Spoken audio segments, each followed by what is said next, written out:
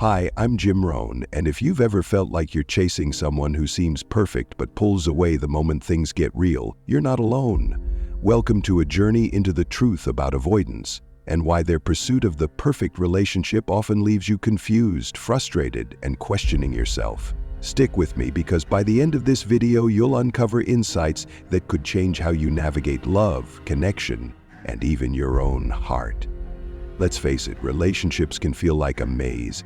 You meet someone who seems like the one, charming, attentive, maybe even vulnerable at first, but then, just when you're ready to go deeper, they hit the brakes. They dodge commitment, ghost your texts, or throw up walls faster than you can blink. Sound familiar?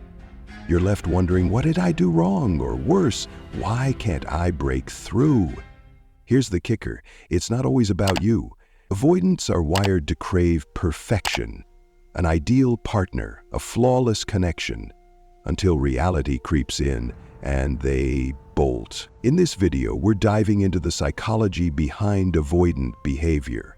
Why do they run from closeness? What makes them idealize relationships but sabotage them when things get serious? And most importantly, how can understanding this help you find healthier connections or even heal yourself? I've spent years studying attachment styles, and I'm here to break it all down with practical insights you can use today. If you're ready to stop feeling stuck and start making sense of the push-pull dynamic, hit that subscribe button and ring the bell so you never miss a video. This is just the beginning. We're going to unravel the truth about avoidance together, and trust me, you won't want to miss what's coming next. Let's get started. Avoidantly attached individuals often carry with them a fantasy of the perfect relationship, an idealized version where things remain effortless, light, and free from emotional risk. In their mind, true intimacy feels threatening, so they unconsciously chase connections that stay just out of reach. They're drawn to situations where there are no demands, no conflict, and no emotional exposure. Relationships like that might look peaceful on the surface, but they're deeply disconnected underneath. It's not that they don't want love, it's that they've been wired to fear what real closeness might cost them. A common thread among avoidants is the lingering belief that someone better is always just around the corner. This isn't about vanity, it's a subconscious strategy to stay emotionally detached. Entertaining the idea that there's always someone more attractive, more interesting, or more compatible out there acts as a built-in buffer. It gives them an emotional escape hatch that keeps them from truly investing. If you're always scanning for the next option, you're never fully rooted in the present one. That distance protects them, but it also prevents real connection from forming. This kind of emotional distancing is a defense mechanism, not a malicious one, but a deeply ingrained survival response. Somewhere along the way, most often in childhood, they learned that vulnerability was unsafe.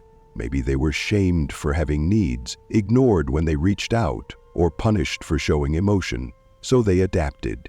They became independent to the extreme, internalizing the belief that closeness equals pain, and that to stay safe, you have to stay self-contained. Understanding this doesn't excuse unhealthy behavior, but it does explain it.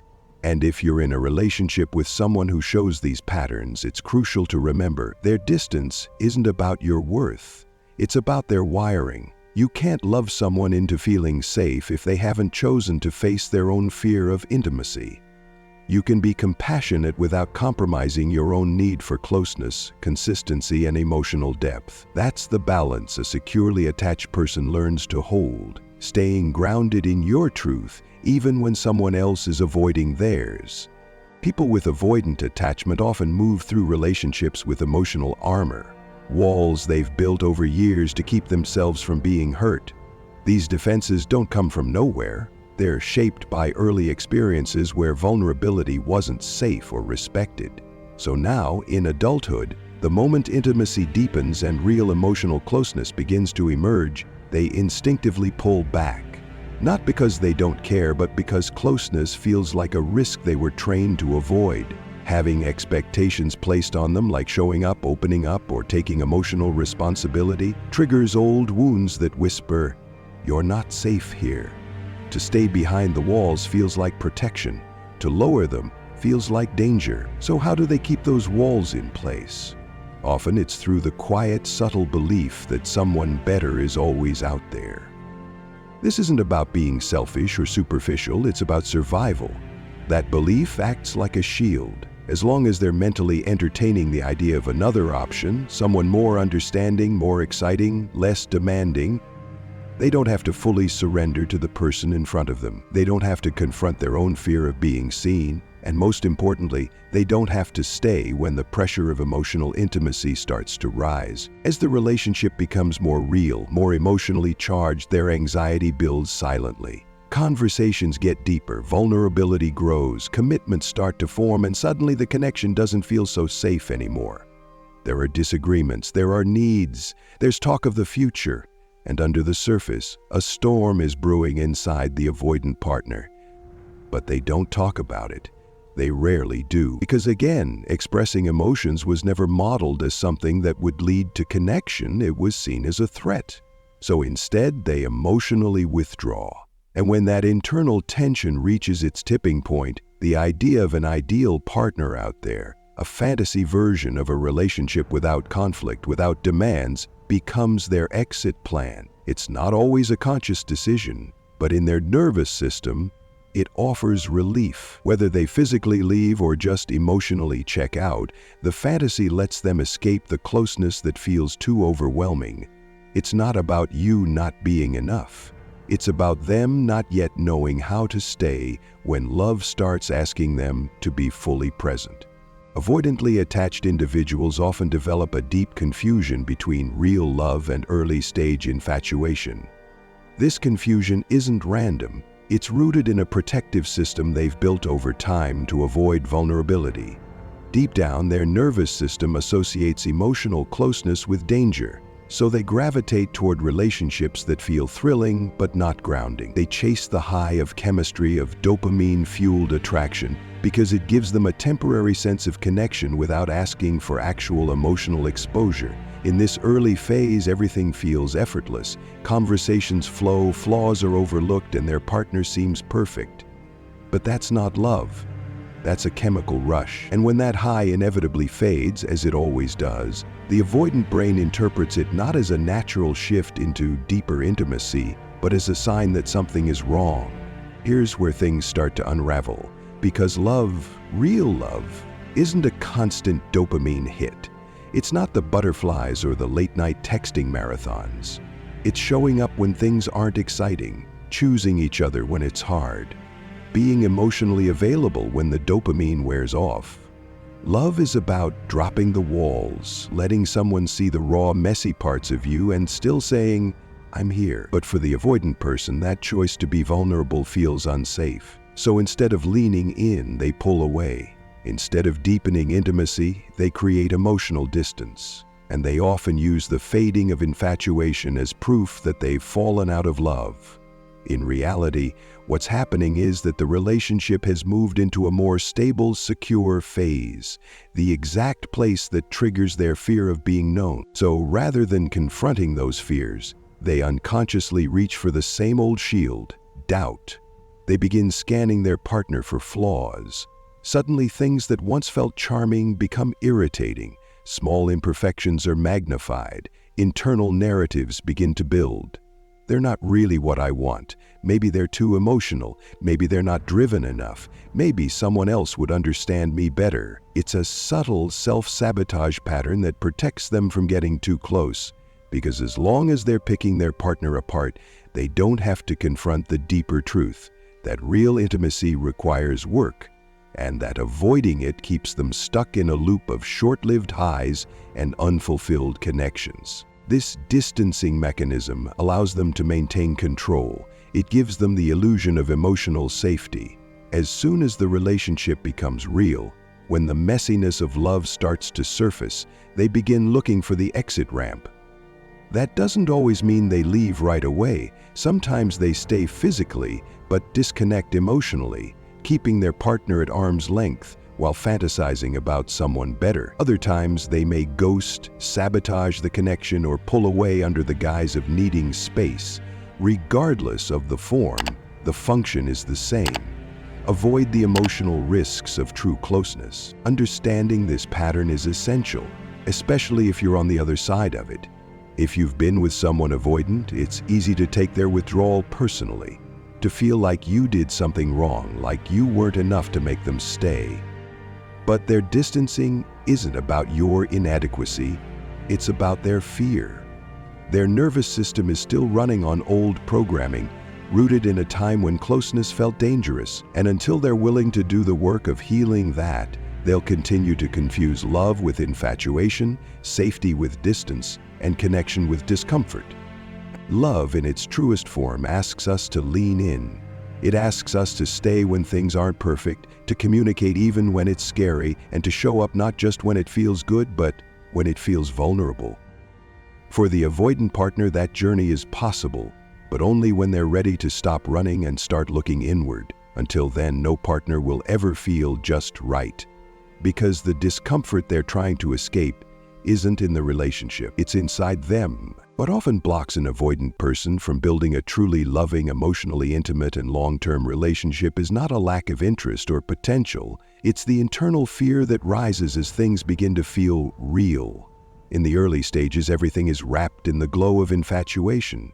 There's excitement, a rush of dopamine, and a sense of possibility that feels intoxicating. But that phase isn't built on emotional depth. It's often built on projection. The avoidant partner may be engaged, even enthusiastic, but they're relating more to an idea than to the actual person in front of them. The connection feels safe only as long as it stays light, fantasy-driven, and free from emotional demands. But as soon as the relationship shifts into something more grounded, when intimacy deepens and real emotional vulnerability begins to show up, their defense system activates. This is when distancing behavior sets in. Suddenly, they start fantasizing about other people. Maybe it's an idealized ex, or perhaps it's the dream of a flawless partner who never makes emotional requests, never triggers old wounds, and never asks them to be truly seen. Sometimes it's subtle. They start nitpicking their current partner, focusing on flaws that once felt endearing. They begin to emotionally withdraw, not because they've fallen out of love, but because their system is telling them this is unsafe. It's all about creating distance. Physical, mental, emotional, and they use the illusion of a perfect relationship as their shield. A fantasy future partner becomes the reason they can't fully commit in the present. But the truth is, that perfect relationship doesn't exist. It's an escape hatch, not a real destination. As long as they're chasing a love that never asks for effort or vulnerability, they can avoid facing the internal discomfort that real connection brings. And here's the hard truth. Until they do the inner work, until they turn inward, reflect on their own wounds, take accountability for their avoidant patterns, and begin healing the shame they carry, they'll keep chasing a connection that doesn't exist. And along the way, they'll unintentionally hurt others, not because they're cruel, but because their coping strategy depends on keeping people at arm's length. That emotional whiplash, the shift from seeming all in to suddenly gone, can be heartbreaking. It's the moment the mask drops and the person who once made you feel so seen now feels unreachable. If you're the one on the receiving end of that shift, let this be your reminder. It wasn't your fault. It wasn't because you weren't good enough or lovable enough or said the wrong thing. The avoidant person likely put you on a pedestal early on, holding you to an idealized standard no real human could meet. And when the relationship began to demand real emotional presence, their unhealed attachment wounds got activated. They didn't reject you, they rejected the vulnerability that love requires. It's not about your value, it's about their capacity. In the end, understanding the avoidant attachment style is not about blame. It's about clarity. It's about recognizing the emotional patterns that keep relationships stuck in cycles of hope and disappointment. Avoidantly attached individuals aren't heartless or incapable of love. They're often deeply afraid of the very thing they crave most, connection. Their inner world is shaped by early experiences that taught them vulnerability isn't safe. So they build walls instead of bridges. They confuse the dopamine-fueled spark of infatuation with love, and when that spark fades, they retreat, searching for the next fantasy rather than staying and deepening what's real. That's why even the most promising relationships can suddenly feel like they've vanished into thin air. Because the moment things get emotionally real, those defense mechanisms come rushing in. If you've been on the receiving end of this kind of pattern, it's so important to remember that you're not broken or unlovable. You were likely pulled into a dynamic that made you question your worth, not because of anything lacking in you, but because someone else was fighting a battle you couldn't see, and one they may not even realize they're fighting. You deserve a connection that is mutual, consistent, and emotionally safe. And that starts with not chasing love that runs, not waiting for someone to choose you when they can't even sit with their own emotions, and not blaming yourself for someone else's emotional unavailability. Thank you so much for taking the time to watch this video and dive deep into this important topic. If this content resonated with you, I truly invite you to subscribe to the channel so you don't miss future insights on healing, relationships, and secure attachment. And more than anything, I'd love to hear your thoughts. Have you experienced this kind of pattern in your relationships? How did it impact you, and what did you learn from it? Leave a comment below and share your story. Your voice could be the exact message someone else needs to hear today. Until next time, take care of your heart, stay grounded in your worth, and keep choosing the kind of love that chooses you back.